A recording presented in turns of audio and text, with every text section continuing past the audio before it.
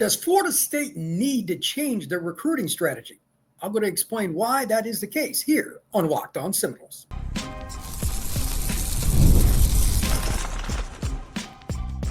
You are Locked On Seminoles, your daily podcast on the Florida State Seminoles.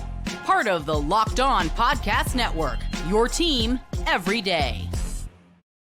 Welcome back into Locked On Seminoles. I am your host, Brian Smith. Thank you for making this your first podcast each and every day. Truly appreciate you stopping in to talk Seminoles with me. Today's show, I'm going to talk about recruiting, the overview of what Florida State's been doing, and how they may have to shift a little bit. I've been at the Under Armour All-America practices, talked to a lot of different people, gained a lot of intel directly from recruits, other recruiting analysts, parents, etc. And to say that recruiting has changed a lot just in the last 6-8 months is an understatement. So to do that, we're going to talk a little bit about Florida State's 25 class at the beginning. But as we move forward, I'm going to use examples of players that either are going to Florida State, were recruited by Florida State, but didn't get them, and some adjustments that the Noles need to make. So let's get started with this. The 2025 class really finished off strong, shockingly. They did a great job at the end. They have 20 commits, and that could increase. Zahir Mathis, a player that I talked about yesterday, here at Locked On Seminoles, that could be an addition. He's going to visit in about a week. He's from Philadelphia. He's a long, athletic, and lean defensive end. He's got twitch to him. I like his upside. He's not a finished product by any means, but this is a kid that was coveted by numerous programs: Ohio State, Penn State, Michigan, Florida State, and on down the list. Really athletic young man. And he is a microcosm of this podcast, because one of the things they got to change is length. We've talked about it a little bit, but the length is something they have to change, not just because of the 3-3-5, but because of what I'm seeing across the board, not just on defense, but on offense. Let me give you an example. Georgia signee Juan Gaston. He's out of Westlake High School, Atlanta, Georgia. And what I'm about to tell you is literal. And I'll probably post some photos of this on my X handle at FBScout_Florida. Need to get some more photos of Juan. But he is 6'8", 388 pounds, and he is not slow-footed. He is not just a slob or big guy that's just leaning on it. He's an athlete.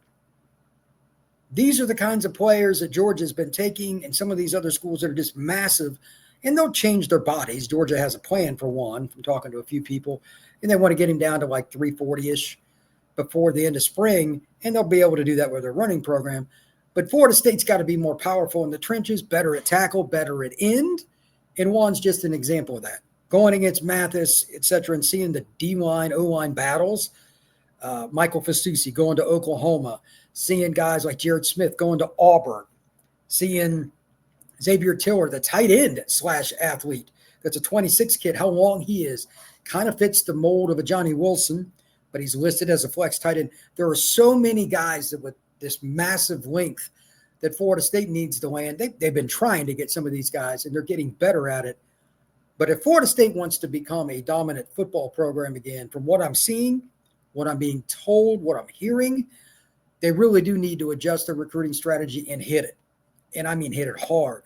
The class of 25, it'd be great to finish out with Mathis. That's not any kind of shocker. He's an elite edge rusher. You can never have enough of those.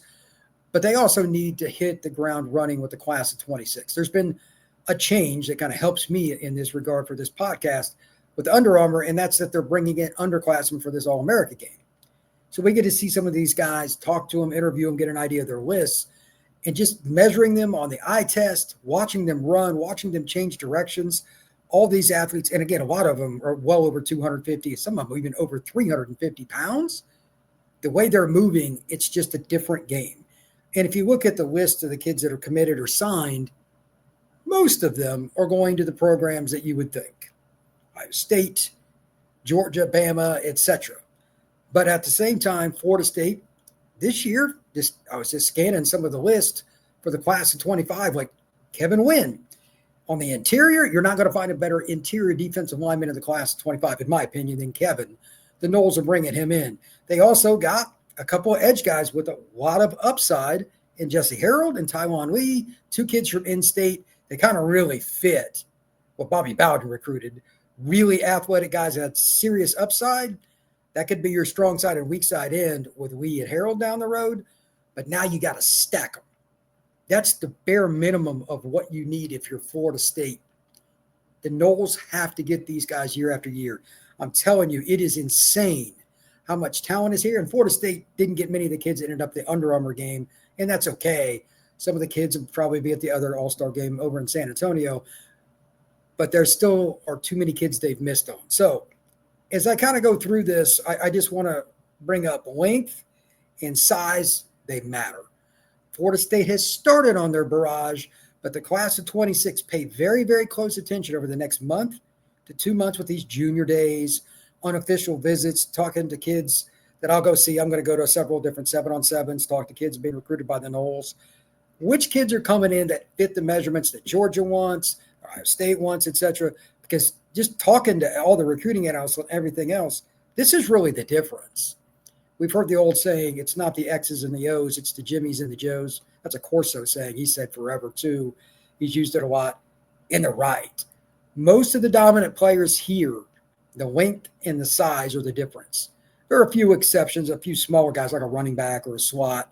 Vernell Brown going to Florida. He's a great slot receiver. Okay, that's great.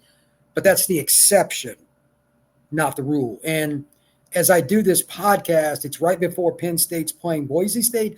I could be wrong, and maybe I will. It'd be great if I was. I think Boise State's going to get run over because Penn State's so much better at the point of attack, and they got an edge rusher like Abdul Carter. They've got offensive linemen that I just think are better physically, and Florida State's got to get back to that. And I'm not picking on Florida State because they had a bad line in 24, but that's a spot in general that really kind of separates the teams that are going to make it far in the playoff. Those offensive tackles, those defensive ends, that's where it's at. When we come back, I'm going to talk a little bit about something else, and this surprised me. I'm not going to give names, but there's going to be some numbers that are going to blow you away on NIL and how much some of these kids are making already, getting offers as juniors. That's just insane. That's next on Locked On Seminoles. Did Rocket Money help you find any subscriptions you forgot about or that you were paying for twice? I know that I have several times failed in this regard and have paid a lot of money because I had a subscription set up on my debit card, forgot about it, didn't use it, but I still paid. Rocket Money can help you save money to avoid those situations. Rocket Money is a personal finance app that helps you find and cancel your unwanted subscriptions, monitor spending, and helps you lower your bills so you can grow your savings. It brings everything together in one place, whether it's subscriptions, spending habits, or even the goals you want to hit this year. Rocket Money has over 5 million users and has saved a total of $500 million in canceled subscriptions, saving members up to $740 a year when using all of the app's premium features. For me, I just know that I always end up having something that I need to get rid of and then I don't use it. For you, it might be something else, but Rocket Money can help you out. Cancel your unwanted subscriptions and reach your financial goals faster with Rocket Money. Go to rocketmoney.com/lockedon today.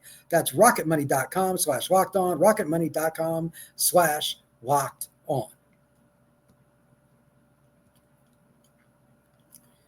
NIL has gone bananas.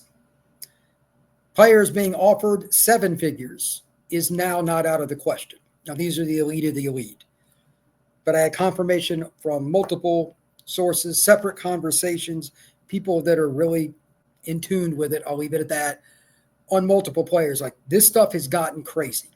This is the other part, and maybe Florida State's doing this, I don't know. If they're going to win, they're going to spend. Or they're going to sit on the sidelines at 7-5, 8-4 in the future. If you want to be a major program now, I've talked about this a little bit, but I didn't, and honestly, I really didn't know just how much was involved. And that's why I go to these events like Under Armour that I'm at right now in Orlando. You get the inside details from players, 7-on-7 coaches, trainers, people working under the whole 9 yards. NIL has changed massively just in the last 6 months. I was off on what some of my figures were, my projections, the stuff that I thought about personally. I wasn't even close. A premier edge rusher now can bring 7 figures out of high school. Some of these kids are getting those kinds of offers prior to even playing it down of their senior year of high school. And I'm sure many of you scoff at that. I did as well. It doesn't matter what I or anybody else thinks. That's what the market is. And the market, as the saying goes, is the market. If Florida State is not going to pony up this kind of money, I don't think they will consistently compete at the top of the ACC or get into the college football playoff on a consistent basis.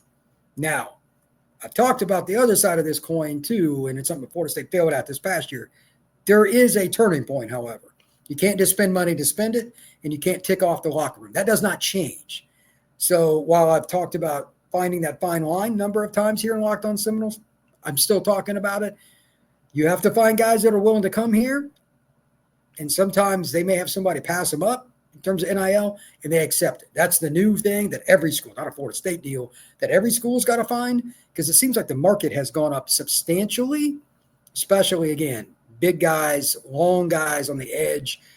It's gotten crazy. I think that we're going to find out which schools have players that truly want to be there, or they're just basic mercenaries.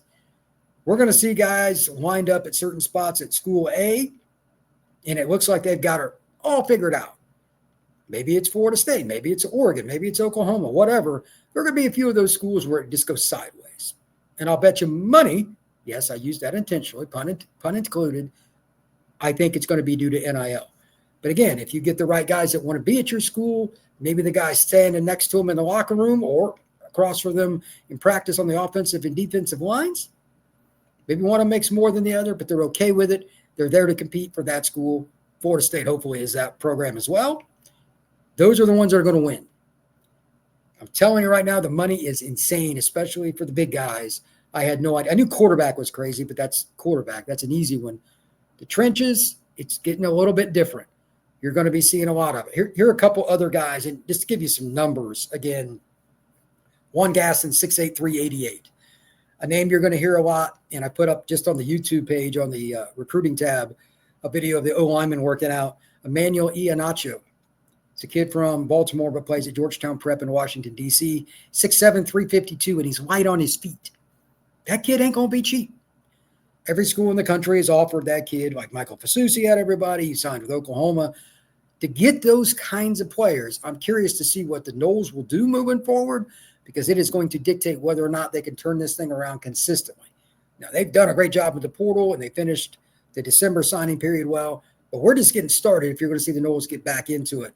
And I'm telling you, they're going to have to adjust. They're going to have to change how they do recruiting a little bit, and part of that is not the Florida State coaches. That's going to be the NIL collectives and how all this stuff goes with the house settlement. We'll see how that goes. But I just wanted to give my take on this.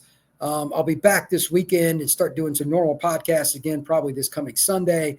But for now, I'm going to be doing more of these kinds of things with the Under Armour game, talk about some specific recruits, and kind of go through it that way. But thank you once again for making Locked On Seminoles your first listen each and every day. I truly appreciate you stopping in to talk some Noles with me. I will see you again tomorrow and then on throughout the week. Everybody be safe and have a happy New Year.